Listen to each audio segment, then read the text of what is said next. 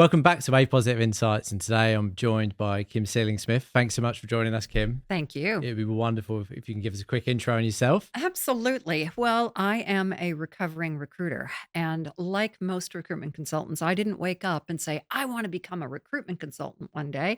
It was a long and winding journey to get there and then to get here.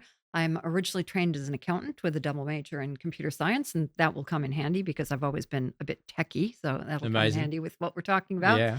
And then it took me about 5 years of failed jobs to figure out that I was the problem, that I was a terrible accountant.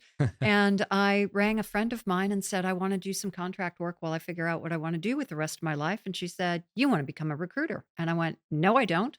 Well, it turned out she was right and I was wrong. And I spent 15 wonderful years in recruitment. That got me from the United States to first New Zealand and then Australia.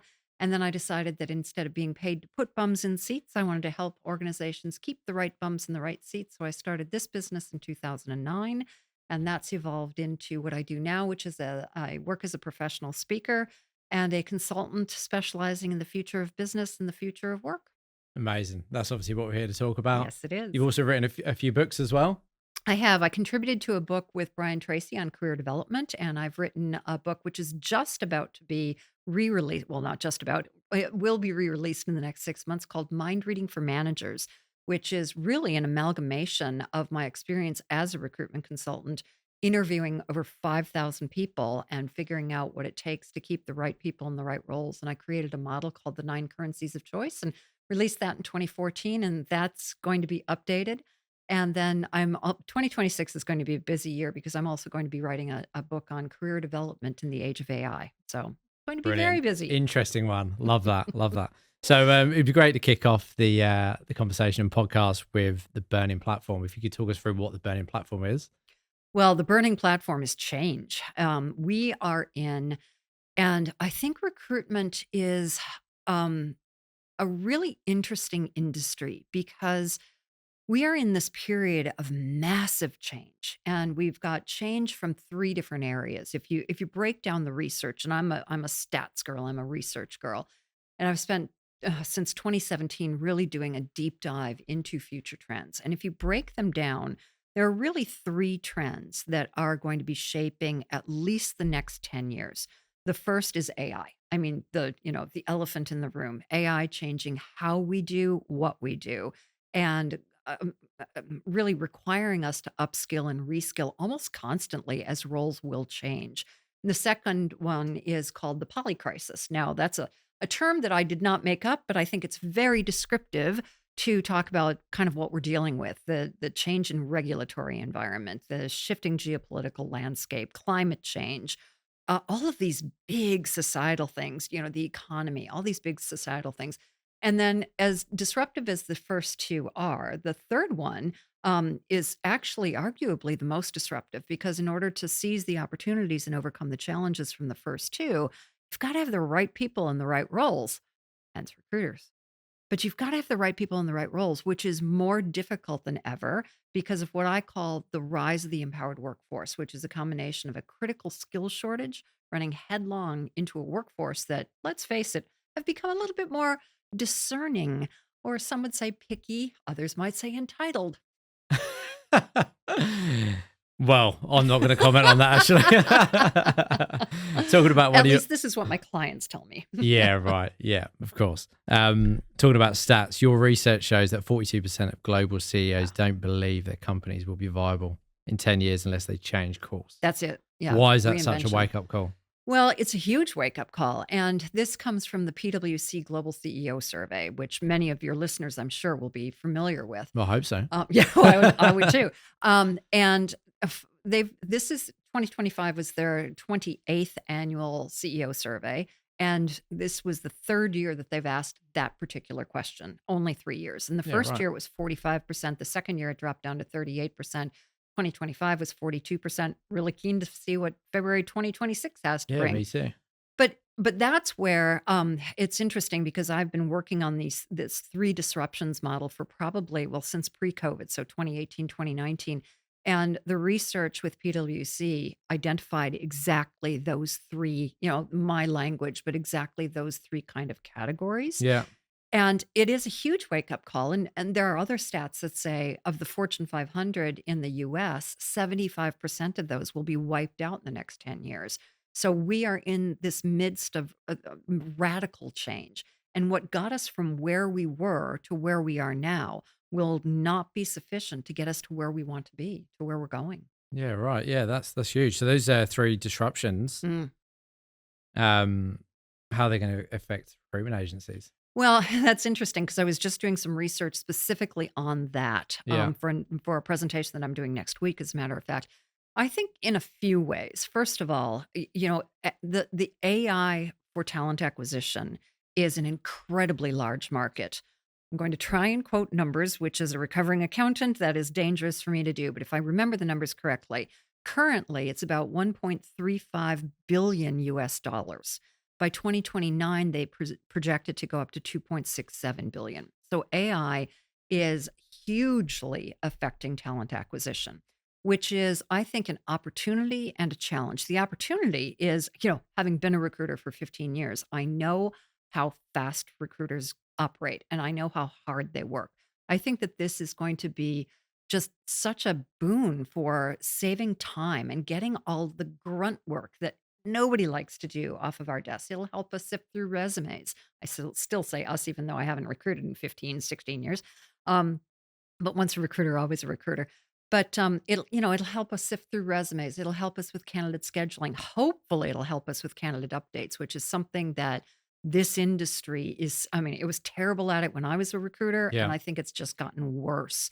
And one of the things that I want to talk about is the fact that we need to use AI to make ourselves more human. This is the key with AI. mm, We need to use it to automate that dull, dirty, and dangerous work to allow us to be more human and to serve our clients and our candidates better. So I think it's going to be a huge boon, but it's also a challenge because clients have always thought that they could do recruitment better than external recruiters. And now I think it's just going to get worse because they've got all of these tools available. Now, whether or not they know how to use them or use them properly, that's another question. But I think that it's going to be challenging from that perspective. There are some opportunities because I think that the key, I truly believe the key to reinventing our business models in recruitment is diversification. And we can use AI to diversify. We can use it to develop new business models, which I'd be keen to talk about further, but we can use it to develop new business models. Then you look at the poly crisis, and the bottom line of the poly crisis is that it is the outcome is that consumer demands are shifting really, really rapidly. I mean, you look at the rise and fall of brands based on, social media is so ubiquitous now. So, based on just the vibe of what people are talking about. And this is true for recruiters, it's true for recruiters' clients. So, consumer demand is shifting. And what consumers are expecting now, which I think is a huge, huge clarion call for recruiters, is hyper personalization and hyper customization. And that goes for clients and candidates. So that means, more high quality, high touch. And of course, the rise of the empowered workforce. Well, that's our candidate base. So, it's harder and harder to find candidates. And bad news is it's just going to get worse because demographically, we're not having babies as much as we used to. So the birth rate's been declining, and over the next 40 years, demographically, the cards are stacked against us. And the World Economic Forum says that AI is going to be creating more jobs rather than destroying them. So, it's going to be tough. We're in a candidate short market in a lot of sectors for a long time. On the other hand, those roles that are being disrupted by AI, there will be a candidate glut, but candidates that are not skilled for the roles that are available. So it's going to be a challenge. yeah. So those lower level roles are going Yeah, to be replaced. absolutely. Yeah, Yeah. absolutely. I just wanted to go back to like Yeah. all these tools that are out and about. How do people focus and choose the type of tools they should be using? Well, that's a really good question. So one of the things that I do in my business now is I train people on how to use AI, and I call what I do everyday AI. Yeah. It's teaching everyday people how to use the tools that are available to them. And I like to say that, we shouldn't get distracted by shiny objects. That if you look at the tools, there are a few large language models that really a lot of the tools that you're going to be using are based on. So find your number one or number two large language models, and then start exploring other things. So if you're doing research, use Perplexity. If you're doing training, which I know a lot of your listeners are, that's part of their diversification. Notebook LM is a fantastic tool. In the talent acquisition space, there's so much choice, and it really comes down to doing a deeper dive and exploring some of these tools that are available. But I think, the quick wins are candidate scheduling, anything that can help do that. Keyword matching, I mean, that's been around forever, and I have a love-hate relationship with keyword matching because you can sift through resumes quicker, but you might miss that diamond in the rough. And let's Mm. let's face it, that's where you stake your reputation Yeah. by placing a candidate that does not look like what the client needs, but is exactly what the client needs. That cements your relationship and cements your business for years going forward. If you rely too heavily on AI matching, you're going to miss those diamonds in the rough. And I think that that's a challenge. But I'm also excited about things like asynchronous interviewing. So using text, SMS and video interviewing to do asynchronous interviewing. And I'm really excited about using AI to develop what I call job related simulations because when I used to teach talent acquisition to in-house recruitment Mm. teams, I would talk about the importance of collecting data from all different places, from the resume, from the reference checks, from certainly from the interview. But I truly believed in job related simulations. Put them in the job for 2 hours, 3 hours, have them do a project. But now with AI, you can create some really interesting um, projects like that, mini projects like that, and even use gamification to make them interesting and make them fun. So I think that there's a lot to explore out there. Yeah, my mind's just a little bit blown by everything you just said there. Which I'm sure everyone feels like that. So Yes. yeah, I suppose speaking to people It's like you will really natural. help. It's natural to feel overwhelmed. Yeah. And so my advice is that you want to start small. Mm. You want to start, first of all, you want to start with your own AI usage. Are you comfortable using AI? And I know from this presentation that I'm doing next week, having done the briefing call, that a lot of recruitment consultants are not. Yeah. And certainly a lot of business leaders and owners are not. So really, you need to embrace it and start small. Just start playing with the tools. You're not going to blow up the world. Um, you know? So just start playing and then expand your horizons and start doing some research and it can get quite addictive actually once you start down that path. Oh yeah, of course. So that diamond in the rough candidate, would we recommend that candidates should be using AI to format their CVs so they're not being Well, missed? that's the other. I know it's the other side of the Yeah, it marketplace. is the other side of the marketplace. And quite frankly, candidates are, I think, ahead of recruitment consultants, be they external or internal, Yeah. because I just read about a new AI platform. I didn't look at it, but I read about a new AI platform that actually does interview coaching. Now, this is you're talking to AI on your phone, and this AI is being the interviewer. So Mm. you feed it information about the company, the interviewer, whether it be a manager or a talent acquisition specialist, Yeah. and the job role, and the types of questions that you think that they'll ask, or it creates questions, and you role play, and it coaches you. That's pretty scary. Yeah. Because one of the things that I think recruiters can fulfill in the marketplace is understanding who the candidate really is as opposed to who the candidate says they are. And that's the number one mistake that I see hiring managers who try and go it alone. They rely on what the candidate says, silly people. And then surprise they start and they're a And completely different surprise they person. start. And I call it the Jekyll and Hyde Yeah. situation, right? You interview Dr. Jekyll and Mr. Hyde walks in the door the first day. So you talked about the empowered workforce. What's the shift you're seeing in that employees really see value in? Oh, gosh, so much. I think that this is an area that has changed more than market forces because, markets are cyclical. There's always one disruption or the other. Yeah, Mm. AI is a huge one, Yeah. but the change in the workforce, I think, is seismic. And it stems from the fact that for centuries, literally for centuries, there were more people than jobs, and that's changed. And what they want, partially as a result of the supply and demand inequality or shift, partially from that, and partially from what I call post-pandemic reflection.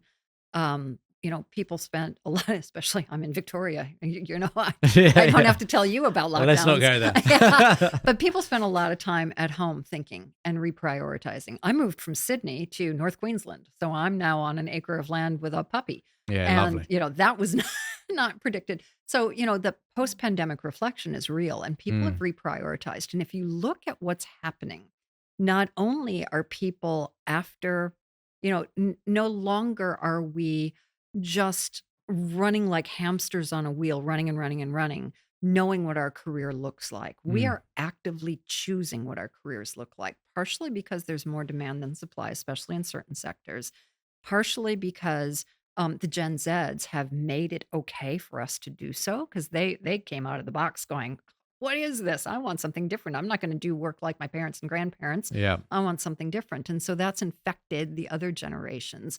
So they're looking for different things. They're looking for purpose. They're looking for values-based organizations. They're looking for sustainability.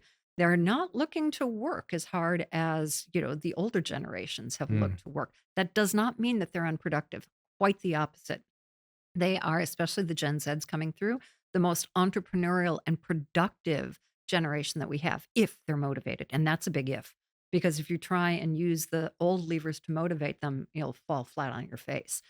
So there's that happening, but then there's a longer trend. And I remember reading about this in 2004 in the Wall Street Journal. It was an article called The End of Management, and it talked about this new organization that's less hierarchical and more flat structures, and people will come together in project teams. Yeah, yeah, okay, fine. And then it was almost a throwaway line. And they said, and this, along with this trend, and I'm paraphrasing here, along with this trend, we see an end of the full-time employee. And I went, do what now? And we're starting to see this. We're starting to see people with portfolio careers. mm. I have a client right here in Melbourne that has an engineer who works for them, and they know without a doubt that that engineer works as an engineer for one of their competitors. Now, this person is actually working over full time. They have two full time jobs. Wow. hmm Yeah. So there's a whole, so what does that say about their utilization, how they're working? It has so many questions. And this is the longer term trend that when I read about that in 2004, I went, okay, that's a bit futuristic, but we're starting to see it now. And I think especially with AI coming in, and disrupting as much as it's disrupting in terms of the employment landscape, we're going to see more of that.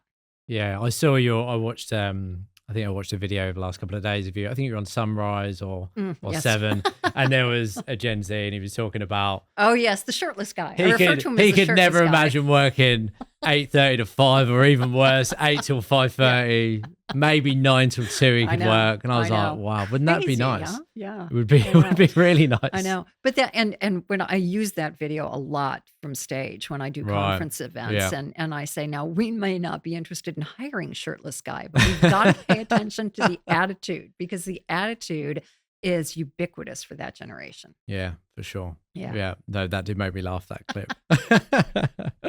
So rethinking the way we work, Yeah, right? So absolutely. if you're advising a recruitment owner today, where's the first place they should start and rethink of how they run their business? Yeah, great question. I think embrace AI Mm, from two standpoints. From first of all, look at how you can save time.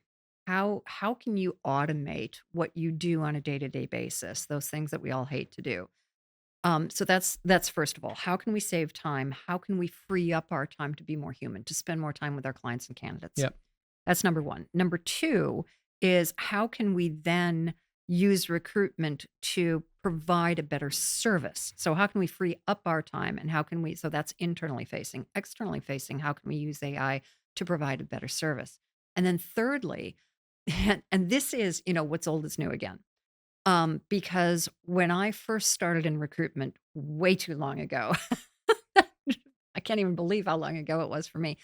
Um, the competitive difference that that I was trained to have was I was told you're a consultant first and a recruiter second. You are not a recruiter, you're a consultant who recruits. And I really took that to heart. Mm. And I think that especially since the GFC, um, that our industry, and again, I'm still saying our, but our industry has really swung way too far towards the transactional side. And I think that in order to really play the long game, we have to be consultants first and recruiters second.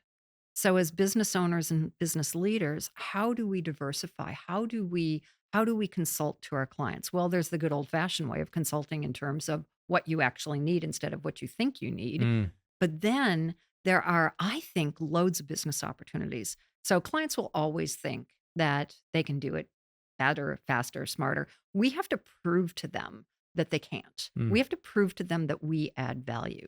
So what about harnessing some of those AI tools and maybe even having several different business models? One, low touch, not low quality, but low touch transactional, uh, offer asynchronous interviewing, offer create a job brief and a job ad. I mean, with ChatGPT, there's no reason for dull and boring job ads anymore. And I just when I open up Seek and read these things, I'm like, oh, people, what are you doing? It's so easy now.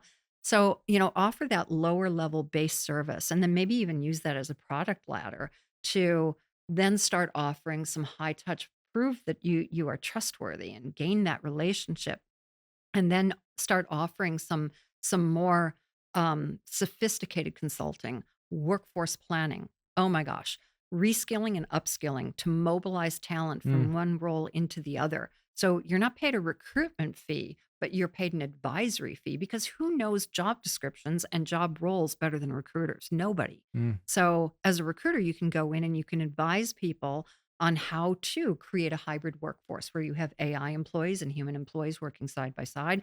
And instead of getting rid of the human employees that you have, try remobilizing them, upskilling them, reskilling them, offering some training. And I think that there's a huge opportunity in that way. So if I owned a recruitment consultancy, um, in today's day and age, that's what I would be looking for is how to really stand Mm. out. What is my product ladder? How do I diversify? How do I differentiate? Yeah, absolutely love that. Like that's a very common topic at the moment. Like recruiters have become very transactional. How can Hmm. you add more value? Hmm. Do you provide that as a service? You'd go into a recruitment agency and help them Without a doubt. map their market and work out Without a where they have value. doubt. Yeah. Yeah, Yes. great. No, I Yeah. love that. Yeah, Yeah, absolutely. that's a really good idea. Yeah, absolutely. No, I would love to do that actually because I love the industry. Mm. I'm still so very passionate about the industry and I talk to clients every day and I know, let's face it, recruiters have never had the most stellar reputation. They certainly didn't when I started, when I was working in the industry, and I think it's just gotten worse for some earned reasons and some just perception reasons. And I think that we can do a lot to change that perception, to earn back that trust. And I don't think that it's very difficult, but it does take a different way of thinking and some different, pretty basic actions. Yeah. No, that's great. That's really great. Like you say, like you can go from being a recruiter to Hmm. being an advisor, you really Yes, elevate exactly. and you can probably charge more. Yeah. Absolutely. Yeah. Absolutely. Stop fighting over margins. Start adding value. Yeah. How about running us through what pieces of AI you use? Like Mm. what do you use on a day-to-day basis? Well, I've got some favorites. So my latest passion actually is something called Whisper. So I am now dictating absolutely everything. Yep. I dictate emails and it's better than so it's whisper.ai Yep. and it's better I'll write than that down. just it's better than and it's WHIS no WISPR.ai. Yeah. It's better than the dictate mode in ChatGPT or the dictate mode in Google. In fact, the Google dictate mode just I've turned it off. It does my head in. So that's my favorite because I'm saving so much time. And after 15 years of recruitment, I'm a fast typist but I can talk much faster than I can type. So that's my number one. Number two, my LLM, my favorite LLM is ChatGPT. However, I will pop back and forth between ChatGPT and Claude because I quite like how Claude writes. other advantage of Claude is that anybody who's used ChatGPT a lot will know that it is overly encouraging. So, I want to create, in fact, there was an example that I was reading yesterday. I want to create a new business model where we're making salad out of used French fries. And this was a real prompt. And ChatGPT said, "Why? What a wonderful idea. Nobody's doing that." Well, nobody is doing that because it's a There's a terrible reason. idea. Yeah. Right. So they put it into Claude, and Claude was like, "Are you sure about that?" Nice. So Claude has a few little different, different capabilities. But then if I do research, I'm on Perplexity, and if I want to use an AI agent, I'm on Perplexity's Comet, that as of last week is now free to everybody. So Comet, it's part browser, part Yep. research tool, part agentic AI, and it is awesome. If I am doing a training program or an executive summary, or trying to convey information to people in written form, or even an AI podcast or an AI video cast, I use Notebook LM, Right. which is phenomenal, which Yeah. is free with any Google um, account. What else do I use? HeyGen for creating video avatars. I never try and pass them off as me, but I have a lot of fun with my video, my digital twin. Right. Yeah, Brilliant. yeah. Yeah. I'll send digital twin videos to clients, and Kim's busy right now, but she sent me in to do, or Kim's in her garden. I love that. So yeah, so things like that. I think Suno for creating music for clients. My conference walk on, because I do a lot of conference Mm. speaking. My conference walk on music is always AI created music about the industry that I'm speaking to, which Yeah. is great fun. And the new video and image generators are getting pretty scary, actually. So yeah, so those are my go-to. Yeah. Amazing. Yeah. I'm very bland compared to what you've just listed. I actually use a product called Fixer Oh, to help Fixer. Yes, email. to help manage Yes. my emails. Yes, it is divine. That's probably my I for- number one yes. task I hate is managing my Yes. emails. And it is so good. And it just helps me prioritize Yes. what to reply, Yes. ones I can just And ignore. writes the replies. And once you've been using it for a while, Yeah. it sounds just like you. It's so scary. Yeah. So I started using it in January, and then it had a bug in it, and I turned it off for about 3-4 months. And then I turned it back on in June. And now I barely have to tweak anything. I mean, it's really interesting. And you can now upload files, so it will refer to your IP or information. Oh, I've not done that. I haven't either. Right. It's brand new. Oh, Brand new. Yeah. I'll write that down Yes, as well. exactly. Yeah, I use that and simply a note taker. So I Oh, can yeah. be more in the Yes. conversation. So Yes. online meetings Yes. or even in-person meetings, I'll put on Yes. as well. Absolutely. Just so we can have a really good conversation Yeah. and I don't miss It's a anything. game changer, Yeah. isn't it? Yeah. It really is. Especially if you're like me and can't read your own handwriting. Yeah, actually. Yeah. Probably should have my note taker on now, to be fair. Classic. So are we still too focused on roles and headcount instead of the skills and tasks? Yes. We are. Yes, absolutely. Quick answer. Very quick answer. And that has nothing to do with AI and everything to do with AI, because I used to advise to hire for strengths instead of skills. Yep. And I still advise that. Hire for those diamonds in the rough that I talked about. Those the candidates that we know as recruiters can do the job and can run rings around the job, even though they don't look like they can on paper. Yep. But now, in fact, I was reading an article on the plane down here. That more and more companies are hiring for skills because skills can be trained, and less reliant on experience and degrees, which I love. Now, where do you get the skills from other than experience? Well, I think that you can actually get it from experience as well as those innate abilities or those strengths. So yes, we are definitely too focused on headcount, especially with this modern talent strategy, the way it's going, where you're going to have a hybrid workforce. Yeah. You're going to have redeployed people. You're going to have people with a portfolio career. A friend of mine calls it a polyamorous career. That's something completely different. Let's not go there. Exactly. But you're going to have different requirements and different from both candidates and clients. So again, it goes back to be that consultant or that advisor first. Understand what they actually need.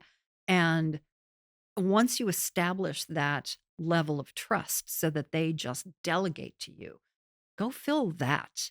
And then once you've proven that, then you've got a whole portfolio of business from one client. Yeah. Yeah, amazing. So really like now, like being a leader and a manager is so, so different. Like Oh, very, how does very. that It is how not does for that the look? faint of heart. Mm, Definitely not for the faint of heart. Leadership is hard in this day and age.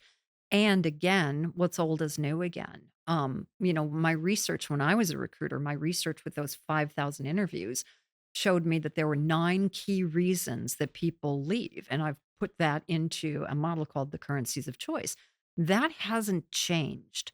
And so, as a leader, if you focus on that, if you focus on just those basic things, and I'm talking about a leader within your clients, but also a leader, as you lead teams. And I know that it's more and more difficult to recruit and retain recruiters. mm. People are less focused on money, weirdly, because or at least this is what I've been told by some of my recruitment clients that the pay packet that used to be that carrot is no longer sufficient.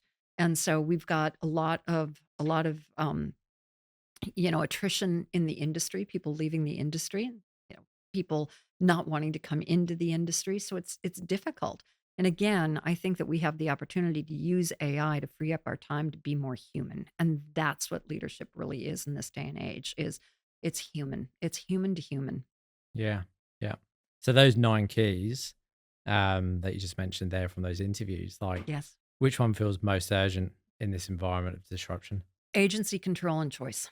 Right. People really want um, the ability to things like set their own hours, to work from home, work flexibly, not exclusively from home, but hybrid working. That war has been won and the candidates have won it. The individuals, the employees have won it. So we need to get used to that.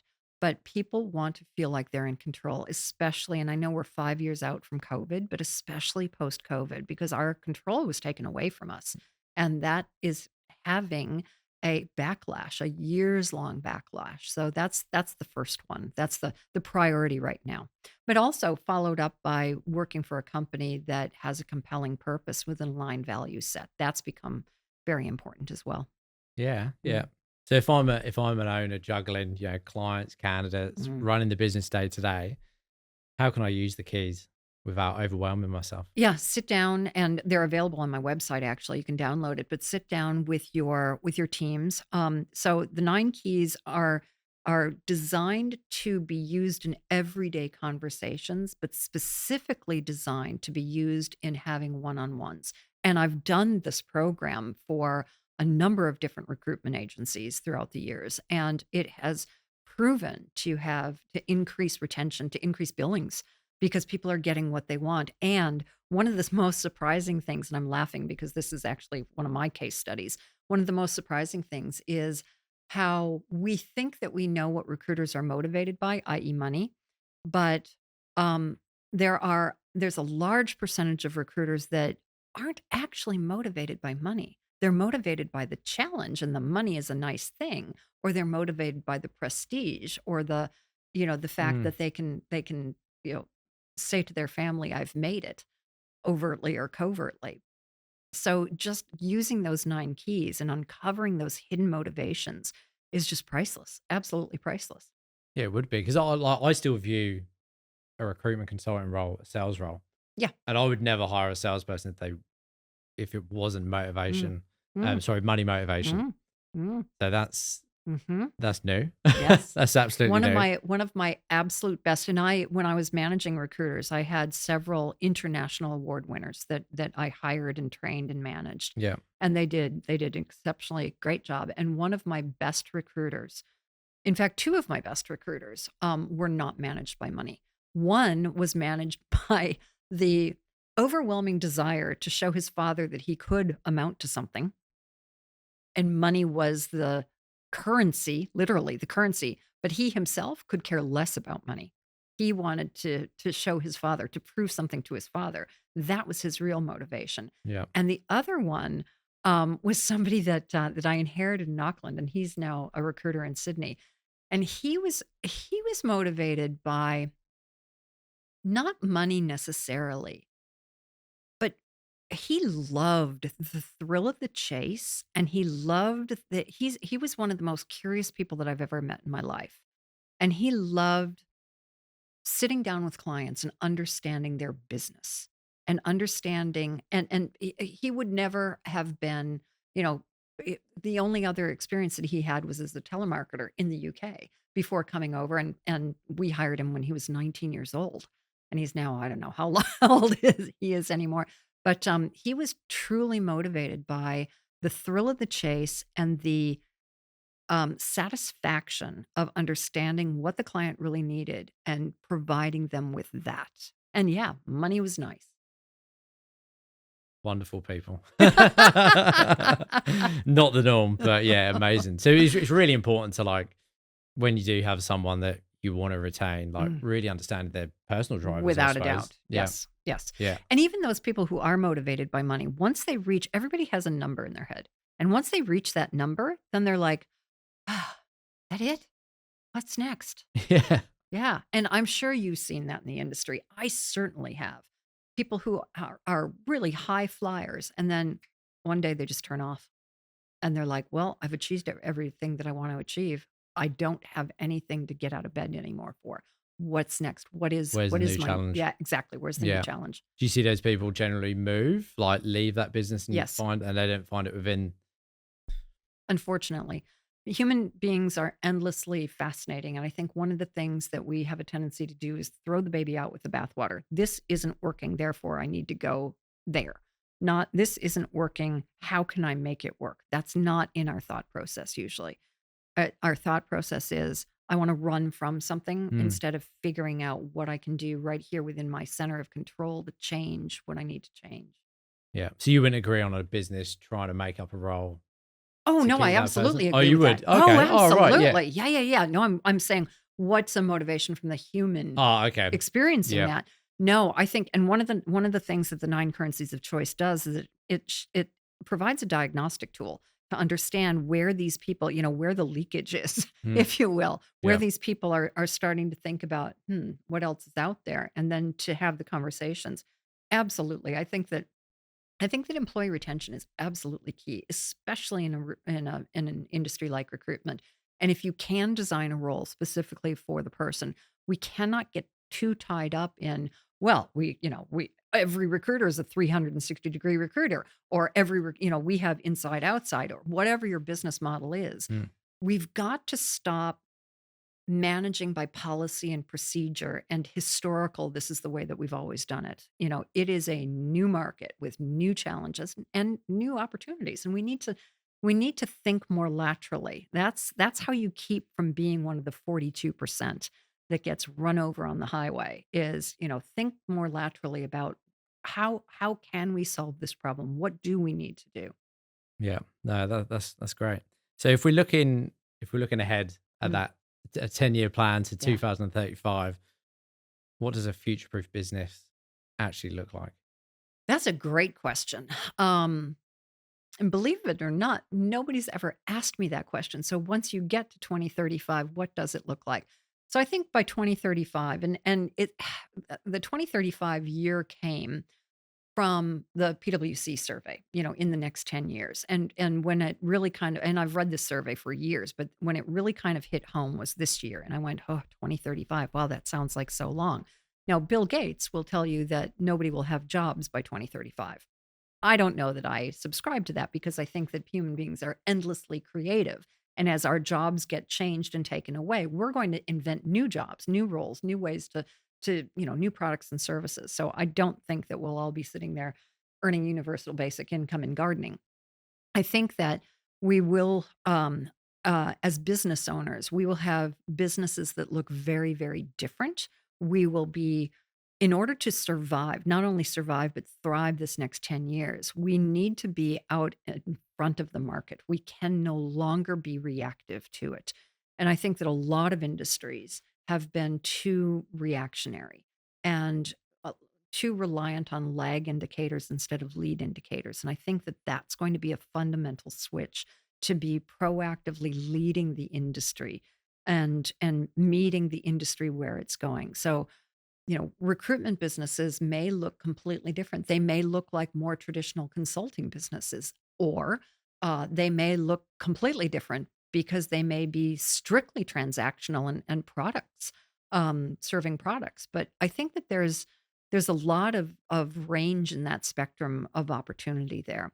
But a future-proof business is one that is bottom line, it's one whose leaders are able to think differently and not get so tied up in policies, practices, and the way things used to be. That's a hard thing to change. That is the number one challenge, I believe. The number one challenge. I truly believe that. And one of the things that I say to my clients is, if you're going to invest in training in your people, which everybody should invest in training in your people, a non-negotiable is how to think critically and how to be open-minded. So whether you call it the growth mindset, the Carol Dweck the growth mindset, or whatever you call it, it's how to be open-minded, how to look at what is and to see what's possible.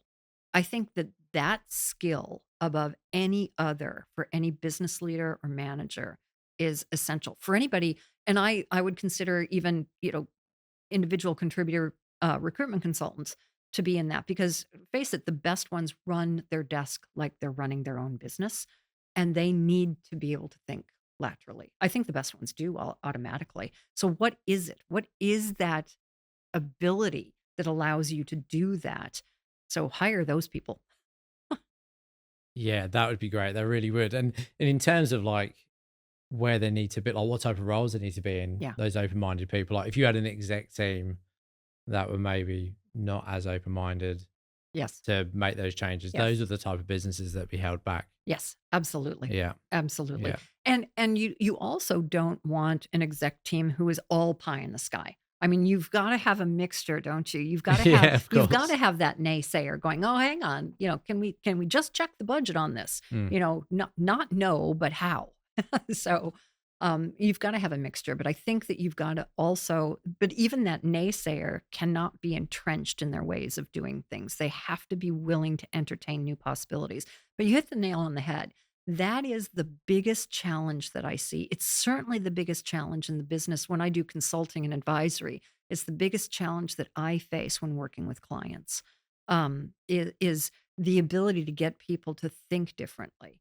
And it's especially hard because people are just so busy and have so much on their plates right now, and so fatigued and frustrated with everything that's going on in the world, that it's hard. It is hard without any doubt. Yeah.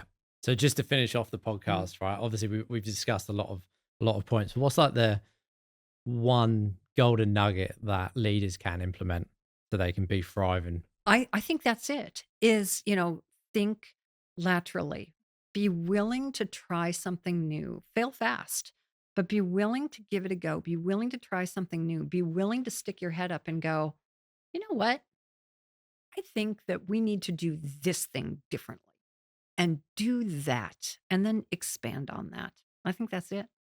Great. Thank you so much, Kim. Thank you. It's been a really good chat. It's been great. Thanks. Thanks for listening to the podcast today. Hope you found it insightful. So APositive, we specialize in partnering with proven labour hire businesses across Australia, New Zealand, and soon to be the UK. Whether you're starting, scaling, or an existing business, we're here to support you. Back office, payroll, funding, and payment options. Reach out to us on LinkedIn. Come to our website at apositive.com.au. Thanks again.